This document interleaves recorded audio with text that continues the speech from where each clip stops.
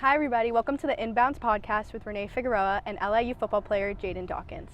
Thank you so much for being with us today. So first of all, what got you into the sport of football? It was my father. He went throughout high school, skipped college, and tried to go pro. And I had two older brothers that played, but they only stayed with it through middle school, and I was the only one that, stayed through all the way and made it to college. Would you say that having that connection with your dad over football, did that bond you closer, that you feel like you're closer with your dad than your two other brothers are, or was that not something that really affected your family? Definitely a little bit. I'd like to say that I'm the most liked in the family. I'm the youngest on my dad's, the middle on my mom's. But my dad, he definitely loved the fact that I stuck with football and, stayed with it all the way. I did play baseball as well, and he supported me with either sport, and football was just one that I happened to, stick with throughout college and play the next 4 years. Would you also say that the fact that your dad tried to push through and go pro and wasn't able to, he skipped out on college, is that something that made you want to make sure you went and played college football, or was it just another opportunity you felt like for you straight out of high school? A little bit of both. The fact that he doesn't have a college degree, he kind of, I feel like he misses that and wish he went back and went through college. So he pushed really hard for me to go to college, get my degree, and go from there and try to hit the next level that he couldn't hit. Mm-hmm. And another thing about football I would say is when you get to college, I know a lot of people, they change like what position they play. Was there anything like that on your journey to LIU where maybe in high school you played a different position versus when you got here the coaching staff kind of switched you around, or did you stay the same so far throughout your career? I've always played linebacker. It kind of stayed the same. What kind of changes is just whether I'm playing outside or inside. I did play running back as well in high school. So usually when you get to college, it's known that you just play one position. It's not really seen where people play two. So linebacker was the one I was better at, and it was clear, so that's the one I stuck with. And would you say that like with football it kind of affected or changed like your personality? Do you feel like you almost had something to uphold yourself to being a football player and then having that title in college? Not really. I feel like I've always been who I am. I feel like it's not really up to me to change my personality based on the sport I play. I definitely feel like others, like outside looking in, have definitely threw that, oh, he's a football player kind of title at me. And, I don't really have a problem with it. Yeah, you look at the football player title positively versus the negative outlooks that are on that. Personally, yes, I like to look at it from a positive outlook. I definitely have been in situations where people don't look at football players in a positive way, just because of everything else that has gone on in society. But, it has its ups and downs. And what are some of those positive things that football has taught you that you've brought into your life? One is time management, discipline, in certain aspects being able to be vulnerable. I feel like that's very important. And all around, the game teaches you how to be a man. You deal with a lot of hardships and you learn how to overcome them. And I feel like football has definitely taught me a lot of, traditional values, and, it's very important to kind of uphold those values and kind of shape yourself to be a man. Yeah, you said that it teaches you like a lot of traditional values. Those values that you use, how does the game kind of translate to your everyday life being a person and a student in the classroom?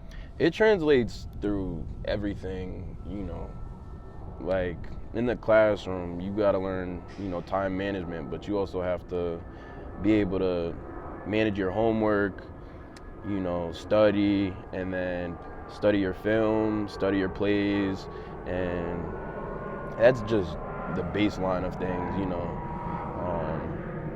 I would say from the discipline side, in football you have to be disciplined,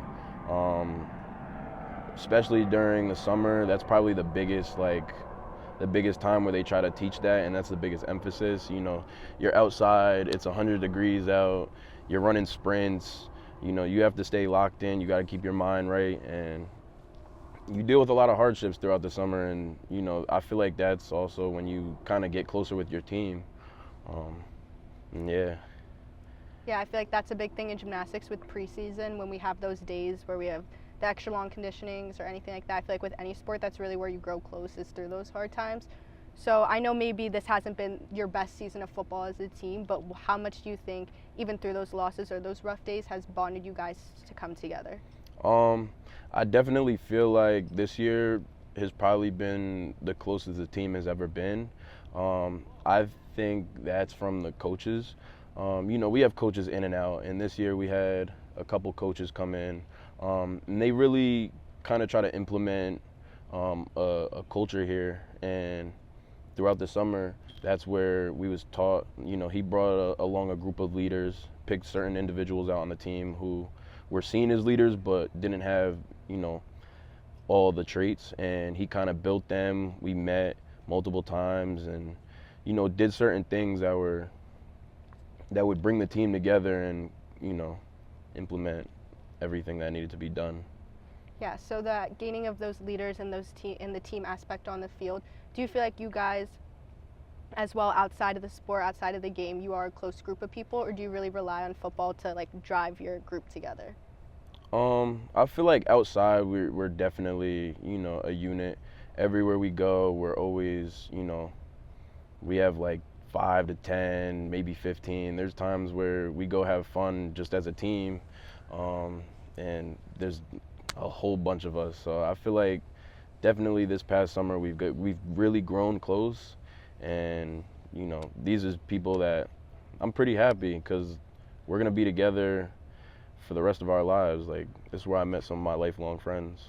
Yeah, you also really brought up being how football taught you how to be vulnerable and things like that. And in society, we see how a lot of people point the sport of football to be something that's violent or creates violent people. Do you feel like football has affected you to bring the things that might make you vulnerable into your sport? You put that like aggression or things you need to let go onto your sport, or is it something that kind of makes you struggle a little bit outside to seem like you can't really talk about it, that you gotta like be so focused and sharp how you are in the game?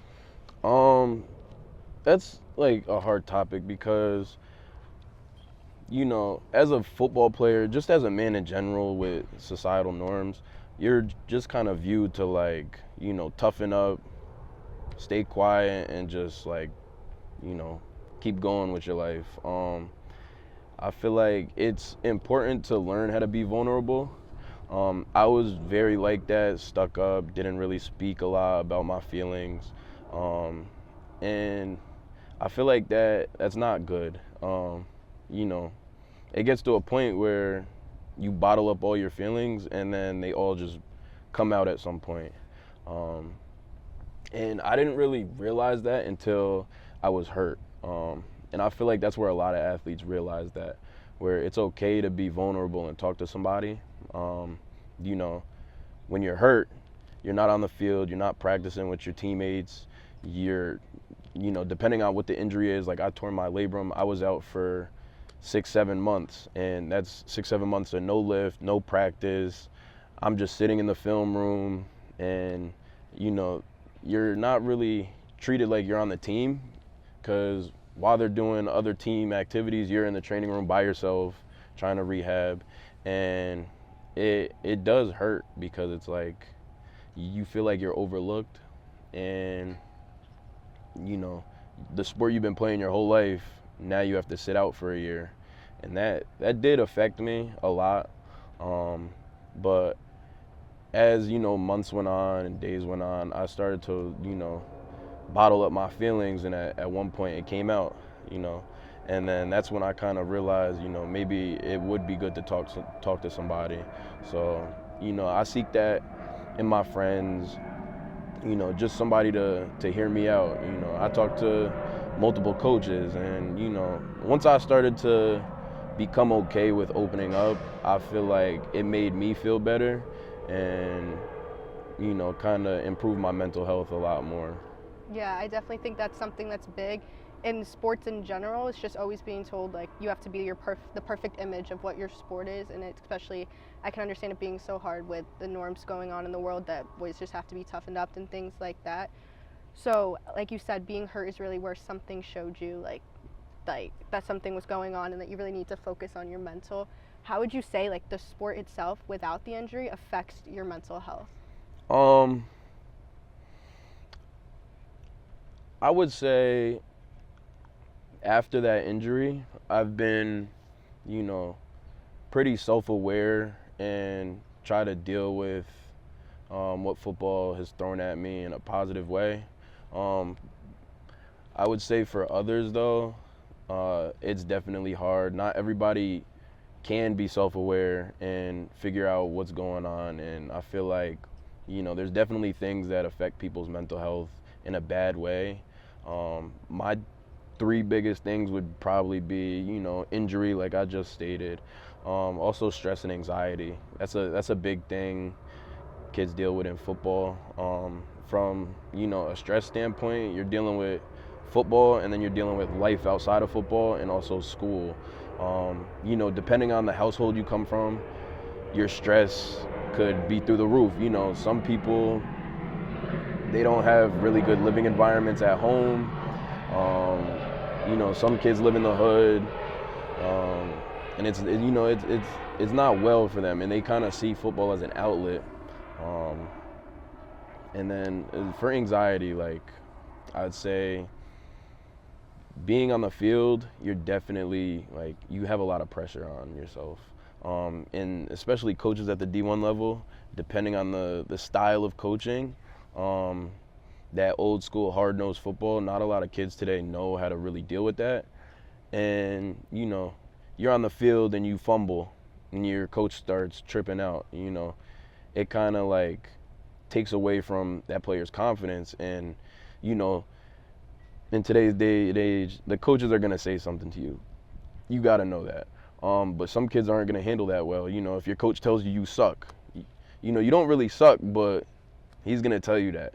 And I feel like a lot of kids definitely don't know how to handle that in a positive way. Um, and yeah, I feel like that's something you just gotta be, self-aware of, and just realize you're not really that bad. You're not bad. You're good. You're a good player. You're playing at whatever level you're playing at, especially Division One. Like, you made it this far. You're doing good. Just because your coach tells you you suck doesn't really mean you suck. It's just, they're upset. Yeah, I completely understand that. There's those days where you gotta realize maybe those coaches aren't always gonna be on your side, but you've gotta believe in yourself and prove to yourself that you've made it as far as your dreams have been your whole life, and you use every single thing you've done as a stepping stone.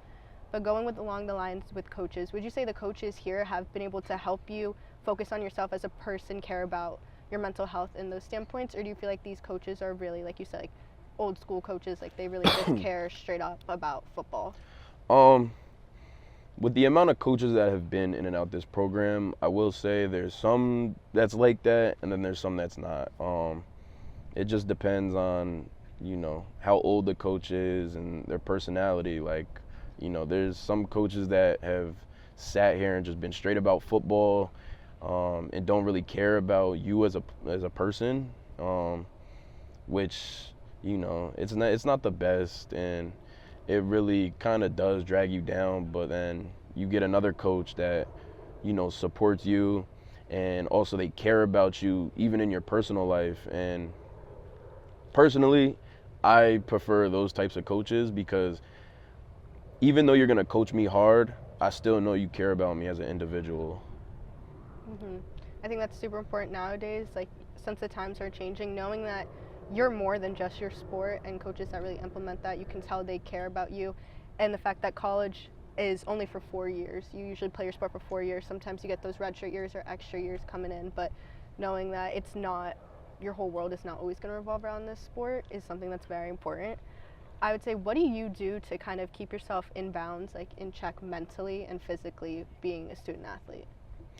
Um, I would say, going back again off that injury, it was in my sophomore year, and it really like deep down, I did reflect a lot, and tried to realize like what makes me happy. I like being around my friends. I feel like they help me out a lot. I talk to, one of my old coaches who helps me out a lot, gives me a lot of encouragement. And, like again, I seek the coaches that care about me as an individual, and, I feel like they help me strive. Yeah, I think that's really important to have those support system outside of your sport, and I also think it's great that you're able to have people who see all aspects of you. They see you on your game and they see you outside, and they care about both of those struggles on and off the field. So what would be the advice that you would give to any young athlete or young football player wanting to continue to push through their dream, maybe even going through some mental health issues or just struggling overall in life or in their sport? I would say, you got to be okay with, not being okay. I would say that's the best way to put it. I heard that from A.J. Brown, a football player in the NFL. What he kind of means by that is like, you could have a bad game, a bad play. Your coaches might not, they might be upset at you for something you did, but like, you got to be okay with that, and you got to realize that's not, that's not the end of the world. You're always going to have another day, you're always going to have another play, and you got another chance to, do better and improve. And, I kind of just see it as like amnesia in a sense. Like, something bad happens, okay, forget it. I'm going to just go out there the next play, go harder, make a play. You make one bad play, you come back and make a good play, now everybody, they love you. So you just got to be okay with, not being okay. It's going to happen. Life that's always going to happen in life, and you just got to learn how to, stick through it, put your head down, and just keep working. Yeah, I think that's some great advice. Well, thank you so much for being vulnerable and sitting here and sharing your story and giving us some information about football today. I know I appreciate it, and so do the viewers. So thank you so much. Of course. That is the end of episode 2 of Inbounds. Thank you so much for watching, and we'll see you next time. Bye.